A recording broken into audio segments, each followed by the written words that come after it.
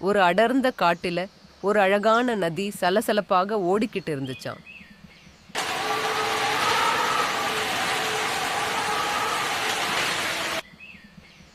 அந்த நதியில ஒரு எறும்பு தவறி விழுந்து தண்ணியில் அடிச்சுக்கிட்டு வந்துட்டு இருந்துச்சாம். அதே நேரத்துல தண்ணி குடிக்க வந்த ஒரு மான் அந்த எறும்பு உயிருக்கு போராடிக்கிட்டத பார்த்துச்சான். ஒரு இலை எடுத்து தண்ணிக்குள்ள போட்டுச்சான். அந்த இலைய புடிச்சுக்கிட்டு எறும்பு கரை வந்து உயிர் தப்பிச்சுச்சான்.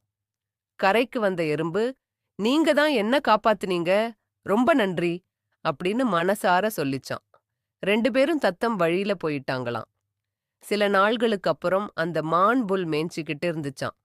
அந்த நேரம் அருகில மறைஞ்சிருந்த ஒரு வேட்டைக்காரன் மானை அம்பு வச்சு குறி பார்த்துக்கிட்டு காத்திருந்தானாம்.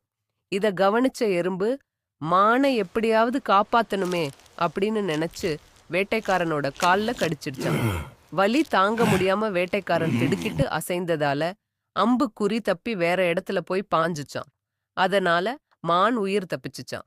இத கண்ட மான், நீ அப்போ உயிர் தப்பிச்சது போல இன்னைக்கு என் உயிரையும் நீ காப்பாத்திட்ட அப்படின்னு எறும்புக்கு நன்றி சொல்லுச்சான்.